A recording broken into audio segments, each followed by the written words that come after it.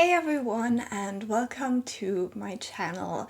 Today I want to wrap up my reading for October, so we will go into a couple of stats first, then I will give you individual book reviews for all of the books I managed to finish in October, and then I will give you my last sabbatical update because somehow my sabbatical is over.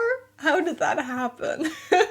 Okay, so that's the plan. Let's get into the stats. So if you've been here before, you might know that these stats have to do with my goal of reaching a 0 TBR by the end of the year.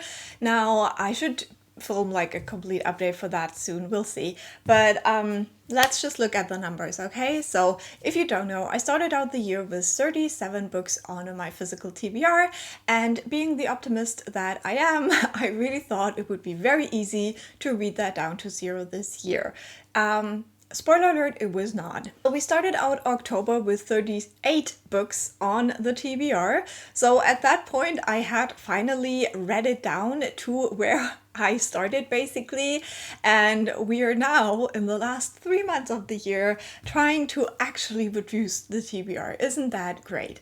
Yeah, it was a whole thing. Let's not get into it. So the 3 most important numbers for the TBR reduction is the amount of books that I have finished this month.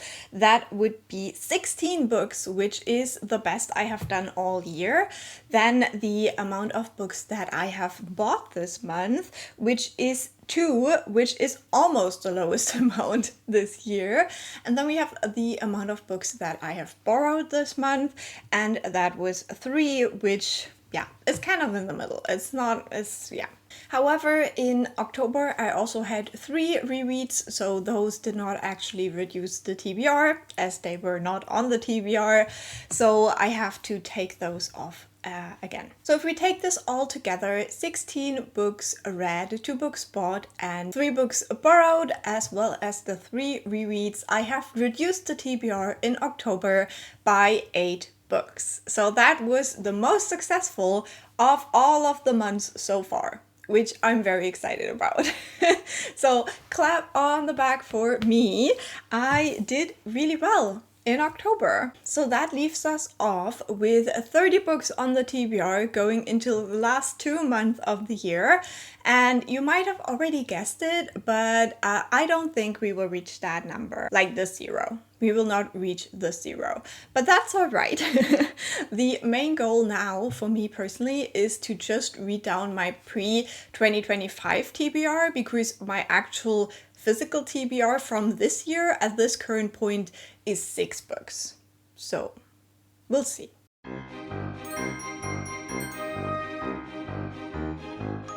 Now, with these numbers out of the way, let's get into the book reviews. And the first book I finished in October was Rewitched by Lucy Jane Woods. This is a cozy, witchy, romancy book that I did a whole reading vlog on. I've read 3 of those witchy romance books, so I don't want to go into a ton of detail here, but basically in Rewitched we follow a witch who is just turning 30, and she learns that when you turn 30 you have to do kind of a trial situation. And if you don't succeed in this magical trial thing, you get your magic taken away from you again. So she had no idea this would happen. She's very overwhelmed with that, and yeah, it's how the story goes. So I thought this was quite fun. I did not like the romance, unfortunately. The love interest was just icky to me. But apart from that, I had a good time with the book. I think the beginning is a little bit too long, but around the halfway point, when the actual kind of plot is introduced, then it started to be really, really fun, and I really enjoyed it. So overall, I gave it 3.5 stars. Then I finished reading a book that I had on my TBR for over 10 years, and that was the Complete Fairy Tales and Stories by Oscar Wilde. This is a German edition that, as I said, I've had for many, many years. Now, the fairy tales in this one did not work for me. I'm not a big fan of Oscar's fairy tales, unfortunately. Some were nice, some were like really outdated, obviously. But I did like the stories, and I especially liked the Canterville Ghost. So if you're still looking for a spooky read, then I would recommend the short story about the Canterville Ghost. And this whole collection I gave 3.5 stars. Then the next book I finished was my audiobook The Honey Witch by Sydney J. Shields. Again, this is one that I featured in the Witchy vlog, so just go and check that one out for all of my thoughts. We'll link it down below as well. But in this one we follow a young woman who lives in kind of like Regency era magical world, and she never really fit in, and one day her grandmother comes to visit and she tells her, hey, I'm a honey witch, you are my successor, so please come with me to this little island where we do our magic. And basically the grandmother knows that she won't have long to live, so she wants to give over all of her knowledge to her granddaughter to become the new honey witch. This one is very queer, it's a queer normative world, so that was lovely. It has a sapphic love story as well, and it did have good and bad parts. It just felt like the ending didn't really fit the rest of the book. The first, I don't know, most of the book, 90% or so, were so cozy and really slow and just really building up these characters. And then the last, like, I don't know, 10% or what, were just very rushed, very violent as well. And it didn't fit together. So I gave this one 3.5 stars as well in the end. Then I finished Bury Our Bones in the Midnight Soil by V.E. Schwab. This was my introduction into what became a very vampire heavy month for me, which is weird because I'm actually not the biggest fan of vampire books, but my library had this one and my hold came in, so I read it. This was my second V.E. Schwab book. I'm not well versed in their works yet, but with this one I did kind of enjoy it, but it was way too long. We basically follow 3 different women throughout time, and all of them have some encounter with vampires. We do start with one storyline in I think the 1500s or something, or 1600s in Spain, and then we have a modern day storyline in the US, as well as a woman in the 1800s in England. And the way just the story is told, how these characters get introduced, and just how long this book is, it didn't completely work for me, unfortunately, and I gave this one 3.5 stars as well. Up until that point, I definitely had the 3.5 star curse, but things changed. Because the next book I read was A Dowry of Blood by S.T. Gibson. Obviously, this one had been very hyped a couple of years ago now, and I finally got around to this. Again, I want to thank my friend Jess for gifting me this for my birthday. I will link her channel down below. You should definitely check it out. And yeah, I was so happy to finally read this book. In this one, we follow again a woman who makes has an encounter with Dracula. Dracula is never named in this book, but then we follow this woman Constanta throughout the centuries as she kind of recounts the life that she lived on Dracula's side. And this one was actually very good because it's not super long. So I think that this had the perfect length for what this book is and what this book does, and it just managed to go through these centuries in a very concise and meaningful way. This is also a little bit poly because eventually Dracula and Constanta do add new people into their relationship, so I did enjoy that look as well. And this also deals heavily with kind of abuse and control, and yeah, just not a very healthy relationship. So I had a good time reading this book. I think it was exactly what it tried to do. And overall, I still had some minor complaints about this, about the whole vampire idea in general. Some things just didn't quite add up for me personally, but I gave this one 4 stars. And if you're looking for a vampire read, I would definitely recommend this one. Then I finished my next audiobook, and that was The Bone Witch by Chupeco. I will do a complete reading vlog for this series, so I don't want to talk lengthily about this, but basically in this one we follow a young woman who, when she sees that her brother has been killed in the war and he is basically being buried, they're having the funeral, she just feels so much that her magic kind of explodes and she brings her brother back from the dead. And that is when she learns that she's actually a bone witch, and she is swept away to an ashaka where she is kind of taught to be an asha, which is kind of the witch of this world. There's different kinds, and the bone witches are the ones that are most distrusted in this world. So this character definitely has to struggle with a lot of hostility against her. And in this first book, we basically see her journey just growing up in this environment, learning her magic, learning how to fight, but also learning how to entertain. And I thought it was really interesting how this was all woven together. It definitely has a very interesting vibe because of that. It almost mixes like kind of martial arts and kind of geisha things together to create these witches, and it's very Asian inspired, and I am having a good time with that series so far. So the first book I gave 4 stars and it was great. Then my friend Clio from the channel Bemused Bookworm hosted a little reading weekend where we read short books, and I attempted to read for 24 hours in that weekend. You can watch my vlog for that. I tried to do a little bit of a different thing with the weekend vlog. I will link that down below as well if you want to check it out. But now let's quickly go through the books I read for that weekend. So the first one was actually a book that Clio gifted me for the start of my sabbatical, so I thought it was very fitting to read it for her little readathon, and that is Starve Acre by Andrew Michael Hurley. This is kind of a folklore horror where we have a couple who live in a house in a small village, and basically the acre next to their house is said to be kind of haunted. It's barren, and the myth is that once there stood a very old tree that was used as a hanging tree. This couple has lost their son, and this is all about the grief, but also about a little bit more. And it's like definitely a book that will give you a creeped out feeling.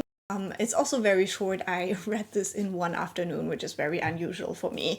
And I had a good time with this one. I gave it 4 stars. Then I decided to do my little Monstress project because I always like to reread the last couple of volumes I have already read before going into the next volume. So I reread volume 7 and I gave it 4.5 stars again. I reread volume 8 and I gave it 4 stars. And I read volume 9 for the first time and I gave this one 4 stars as well. Now, if you don't know, the Monstress comic series is about a world where we have humans and organics. There has been a terrible war between the two, and we follow a woman called Micah Halfwolf who has an old god living inside of her. And it's like all about the war. There's so much intrigue, a lot of women in power. We do have glorious art, and I just love this so much. It's very dark. It's very dark fantasy, but I love it. And then the last book from that weekend would be Mort by Terry Pratchett. This is the 4th book in publication order in Discworld, and I'm reading them in publication order. So I am 4 books in now. Mort is the first Death novel, and in this one we see Death take on an apprentice called Mort. And this is kind of the first time Death has done this, and nobody really knows why. And we follow Mort as he is trying to kind of take over for Death, because Death is kind of trying to take a vacation, I guess. But then Mort wasn't really trained enough, so things go a little bit awry. And I had a good time with this one. I gave it 4 stars, and so far I'm having a good time with Discworld. I can't wait to continue on with that. And I love these editions as well. Super pretty. Then finally I finished a long book again for the vampire vlog. I haven't really talked about the vampire vlog, but I did a vampire vlog all about Dracula. brides. So we do have A Dowry of Blood in that, and then we have The Historian by Elizabeth Kostova. This is a book that my library had, and when I saw that, I was very interested in reading it because I had heard good things about it. This is more of a dark academia adventure story that is following kind of the myth of Dracula. In this one, we do have 3 timelines. We do have a timeline in the 70s where we follow a young woman as she discovers a mysterious book in her dad's collection. Then we have a timeline in the 50s where the dad is basically discovering this mysterious book and then trying to figure out what is going on. While he tries to do that, his university advisor goes missing and he's trying to figure out what happened to him. And then we have a storyline in the 30s where we follow the university advisor when he was a younger man and he first got in Dracula and started researching him. So this book is a little bit convoluted. It's also 700 pages long, and that was definitely way too much. Now, my biggest issue I had with this book is that the timeline with the young woman is absolutely unnecessary. She does nothing. She is completely useless in this book, and even the other characters seem to know that. So it just seems weird to make her out as a main character when she's completely irrelevant to the story. So mostly we follow the father's point of view and also the mother of this girl as he got to know her basically when they first met and went on this adventure to figure out if Dracula is still around, basically. They're looking for Dracula, they're looking for Dracula's tomb, and he's also reading the letters about the research that his university advisor did 20 years earlier. So overall, this one was just a bit much in some regards. It also just, like, the ending just wasn't really it. But what I really liked about the book is that we travel to a lot of locations like Istanbul, Budapest, Romania, and Bulgaria, and the descriptions of the different monasteries and all of that, I was like Googling a lot. I was Googling these places a lot, and they look really magical, so that was a plus. So in the end, I gave this one 3.5 stars. Then it was time to finish my 100th book of the year. The vlog for that will go up soon. I have done a complete reading vlog for my 100th book, as I tend to do when I reach that milestone in a year. And this time I decided to go with We Used to Live Here by Marcus Kliewer. I never know how to say the name.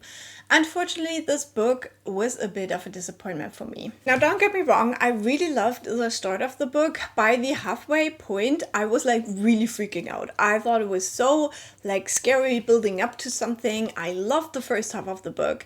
And then nothing came from it, and I just really didn't like the second half. It just went down and down and down and down for me.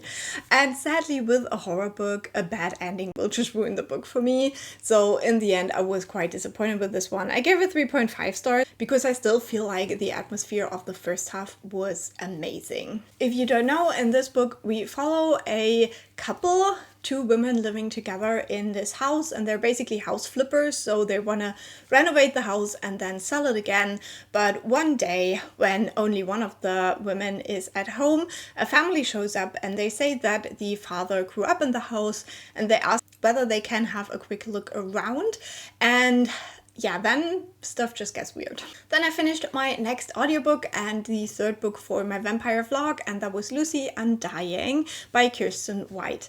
In this book, we have kind of a retelling of Lucy, who is a character in the Dracula novel, a person that actually gets turned into a vampire by Dracula and then later on killed by the other characters in the book. However, in this retelling, it's not actually Lucy that is killed, and so she has a whole like vampire second life situation that we're looking at in this book. And I went into this with kind of lowered expectations because I know that a couple of my friends haven't really loved this one. And I also knew that the biggest criticism of this book is that it has kind of a now storyline that a lot of people really didn't love. And so, yeah, I tried to adjust my expectations, and I think I did that successfully. So this is mainly told in 3 kind of different parts. We do have Lucy's diary entries, where we basically reread what happened in Dracula to Lucy, but from her point of view, so while she was still alive and hunted by Dracula. Then we do have kind of recordings of Lucy as she's telling a therapist her whole like second life story, so everything that happened after she was turned into a vampire. And then we have this third part where we follow a completely different woman called Iris, as she is the heir to this weird multi-level marketing scam company that basically sells beauty and almost like immortality. And I had a really good time with this book. I really liked it. I liked how sapphic it was. I liked that it really was its own story, even though we have the diary entries. But these were actually almost like my least favorite part. So yeah, I had a good time with this one. I think I went in with the right expectations and I gave this one 4 stars. And then I managed to finish 2 more books. The first one being Archive of the Forgotten by H.A. Hackwith. This is the second book in the Hell's Library series, and this was a reread for me because I finally want to read the final book in this trilogy. This reread did go very well. I did not remember shit about this book. Now, if you don't know, the series in general starts out with the Library of the Unwritten, where we have a library in hell where all of the books that were never written. And there is a librarian called Claire, and her job is to make sure that none of these books get out. But as you would think, at the beginning of the first book, a book gets out and actually manages to go into the world of the humans. So Claire and her assistant Brevity have to hunt down the book, and then angels get involved and everything gets very much bigger than you would think. And so that's where we start out in the second book as well. We do have a little bit of a mystery again, as something very strange appears in the library and our characters have to figure out what's going on. It also seems to be very dangerous, as you would expect from strange things in hell.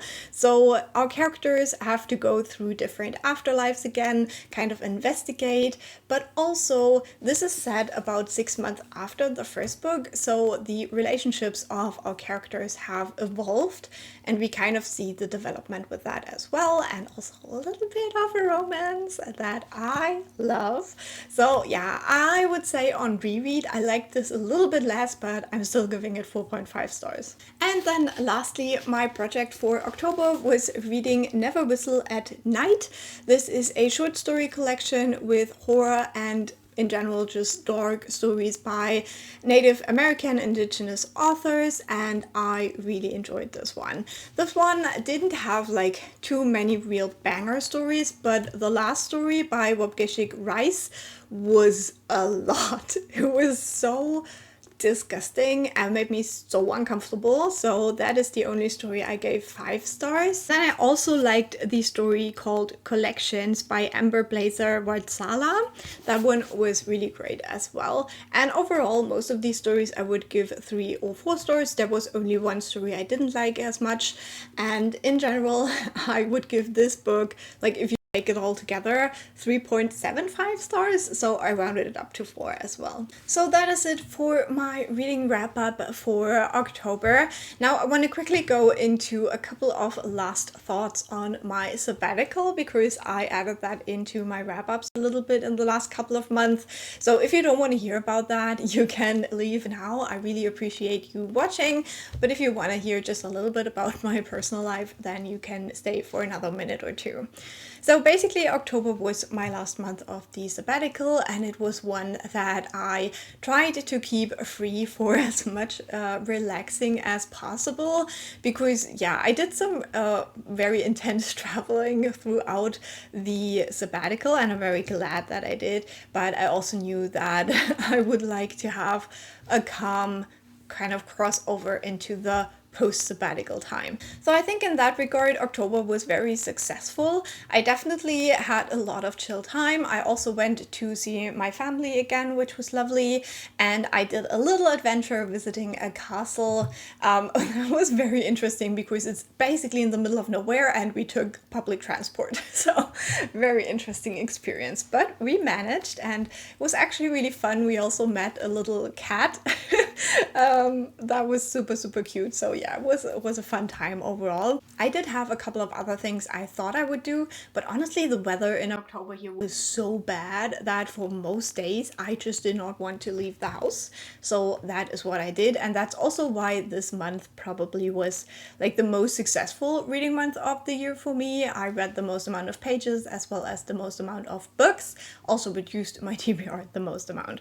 But I also managed to do a lot of baking. October is one of my favorite times in the kitchen because I only use pumpkin in September and October and a little bit going into November.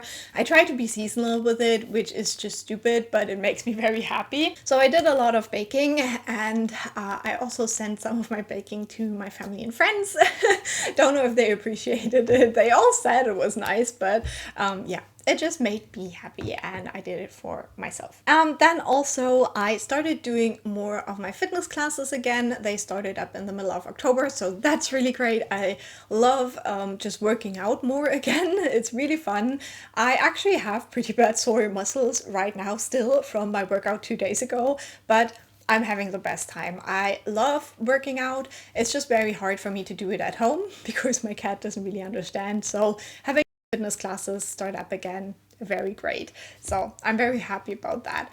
And then overall, yeah, I just tried to, just be calm, just enjoy. I probably wasn't always successful with it, but I gave it my best shot and now we'll see what happens next.